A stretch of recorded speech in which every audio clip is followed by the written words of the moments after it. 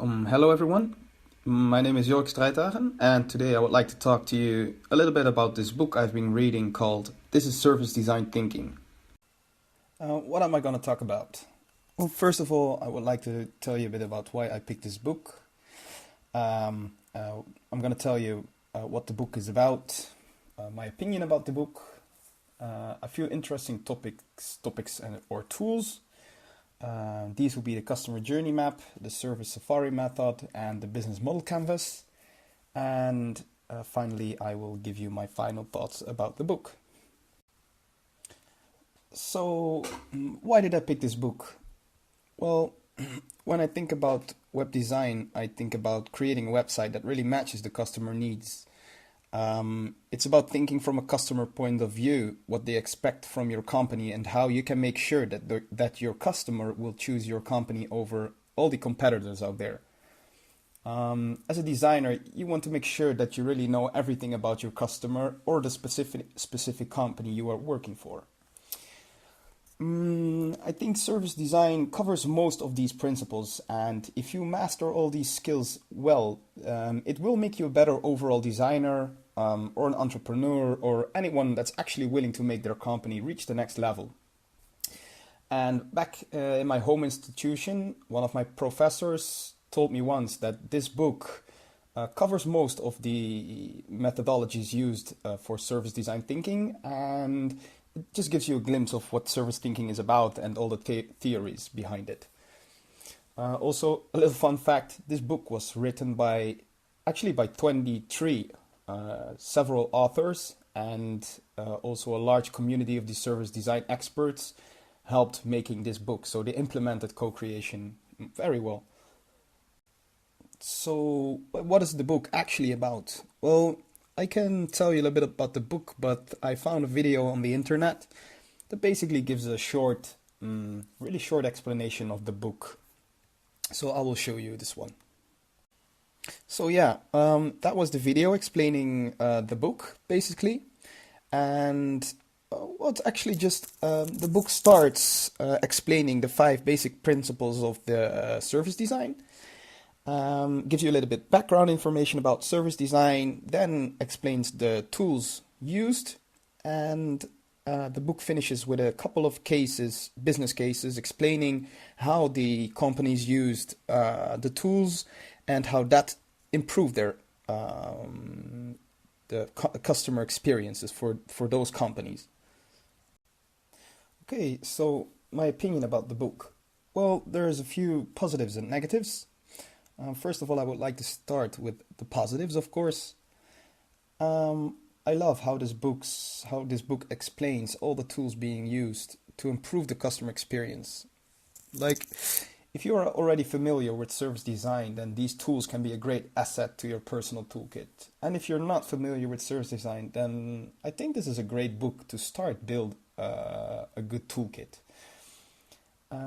Also, I really like the build-up of the book. So it starts with the basics, then it goes to the tools, and then they give you a few business cases, so you can see how the tools are being used in the work field. And it's actually really simple to understand. I didn't have any problem reading the book.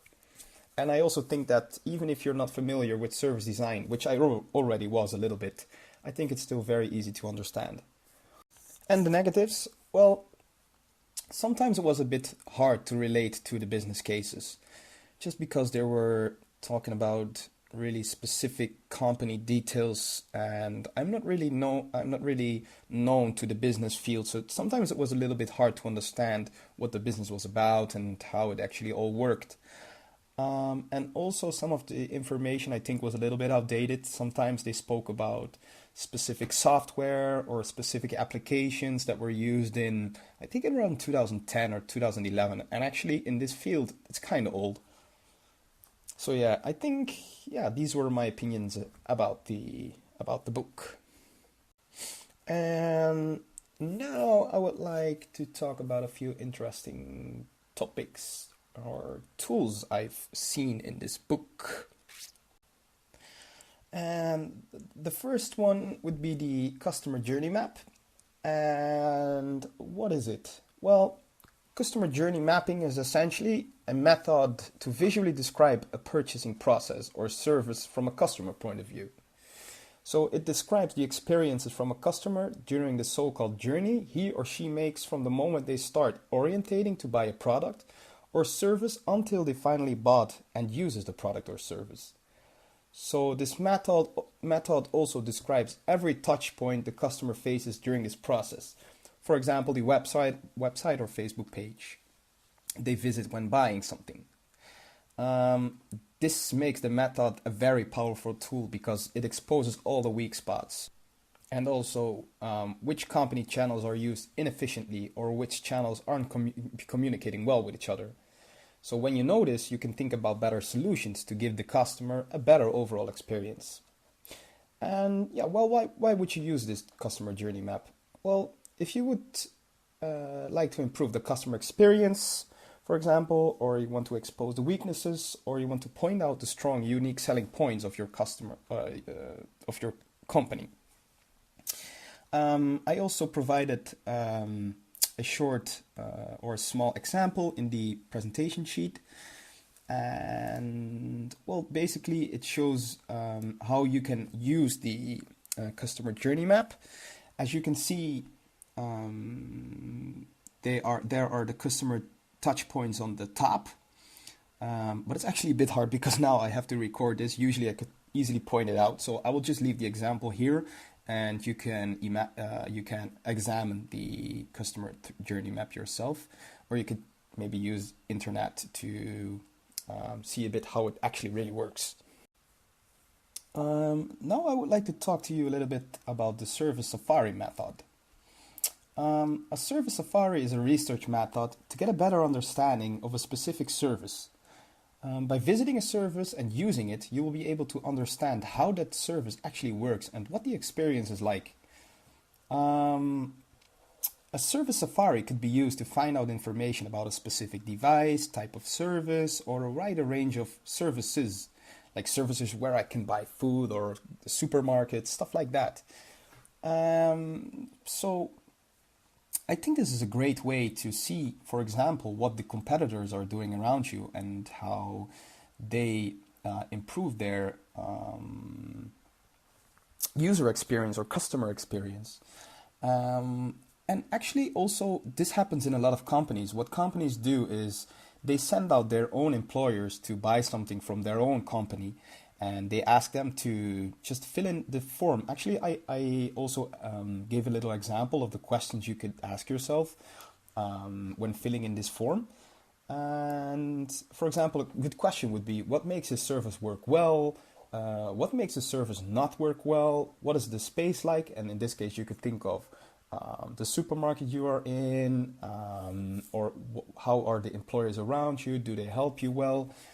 I think this is a really great method to experience a company, basically. So yeah. Also, it could be very helpful to add pictures or videos of the things you are seeing around you. I think this really helps you to get an even better understanding of what is going around you, and it's also easier to record everything, your observations. Okay, well, we have the business model canvas left. I think this is actually a bit more of a complicated canvas, and it takes really much more time to really think about how you will fill in this canvas.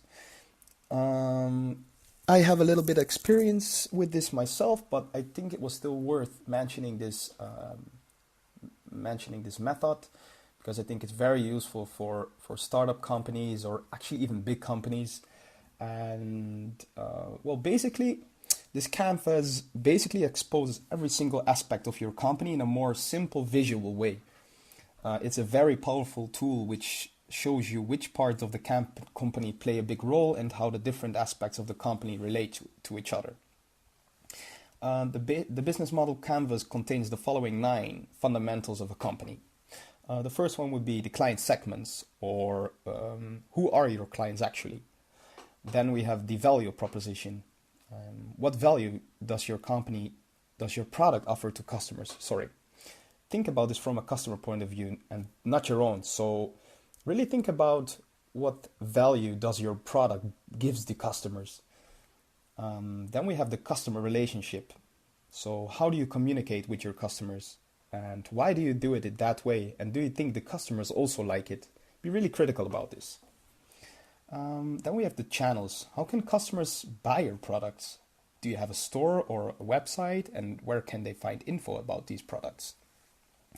Then we have the revenue stream. This is basically about the money. So how do you make money and where does it come from? Key resources. Who or what do you need to create your product or services? Then we have the key activities. So what do you need to do to make your product or service? What do you really need to keep the business company going? Then we have the partners. What you describe here are the most important stakeholders of your company. So who are the most important people in your company or outside of your company, of course. Maybe you are working with different businesses. And the cost structure, because running a company costs money. So what costs the company like money? For example, the needed resources, paying rent for the office, computers, employers, everything that costs money. And if you filled in all of these fundamentals, then you have a really good overview of your company. You can see how your company is built up and what are the most important features of your company. Why would you use this? Well, you can see where your company can improve and what is going really well. And it's also really important to renew this canvas every now and then because your company changes over time, of course. I think it's a really, really powerful tool to get a good overview of your company. And I would like to finish with my final thoughts about this book. I think this is a must read for every designer because it explains everything very well and you get a good grasp of service design. So I think for everyone that's at least interested in service design, this would be a great start to read this book. And you don't really have to read everything. You can just skip to the parts that you think is most important. So yeah, overall, I think it was a very nice book. I've learned a lot from this book, even though there were some things inside there that were a little outdated, and there were also some things inside there that I already knew about. But still, some of the things were new to me, and especially some of the cases were really fun to read. And those were my final thoughts. Thank you for listening, and goodbye.